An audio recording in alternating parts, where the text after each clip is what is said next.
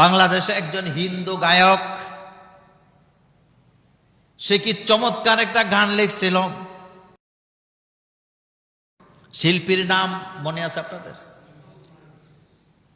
নকুল কুমার বিশ্বাস।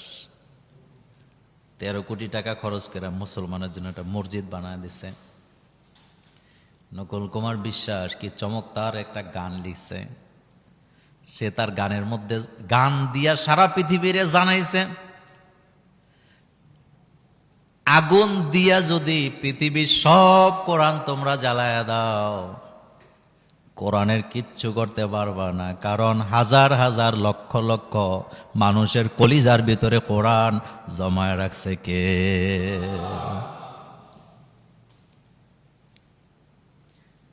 আল্লাহ পাক বলছেন, ইন্না নাহনু নাজ্জালনা যিকরা, এই জিকির মানে কোরআন।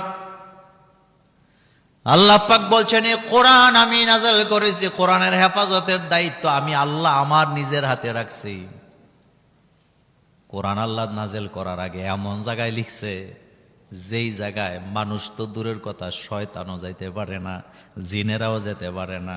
কোরআনকে কোথায় লিখছে আল্লাহ পাক নিজেই জবাব দিচ্ছেন, বাল হুয়া কুরআনুম মাজিদ ফি লাওহিম মাহফুজ।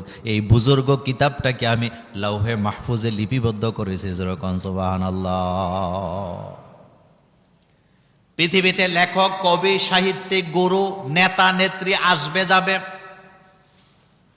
দাম্ভিকতার সাথে কোরআনের বিরোধিতা করবে, কিন্তু কোরআনকে তারা থামাতে পারবে না। বর্তমান পৃথিবীতে হাফেজে কোরআনের সংখ্যা 6.5 কোটির উপরে। যেরকম সুবহানাল্লাহ। কয় কোটি বললাম? 6.5 কোটির উপরে। কলিজার ভিতরে কোরআন আল্লাহ লিখে রাখছে। পৃথিবীর কোনো কিতাব, কোনো বইকে মানুষ মুখস্থ করতে পারে না।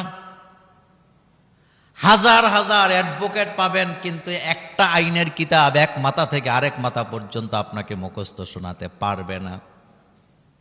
পৃথিবীতে যত লেখক আছে, নিজের বই 10 পৃষ্ঠা নিজেই শোনাইতে পারবে না। লিখছে ঠিকই, কথা সত্য নেই, নিজে বই লিখছে, কিন্তু নিজে শোনাতে পারবে না পুরাটা মুখস্থ।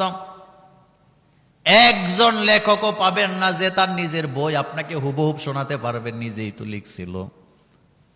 কিন্তু একটা মাত্র কিতাব আপনি পাবেন, 6.5 কোটি মানুষের কলিজার মধ্যে আল্লাহ এমন ভাবে লিপিবদ্ধ করে রাখছে, পুরা কোরআনটাই কলিজার ভিতরে জমায়া রাখছে কে? রাসূলুল্লাহ সাল্লাল্লাহু আলাইহি ওয়াসাল্লাম কোরআনকে মুখস্থ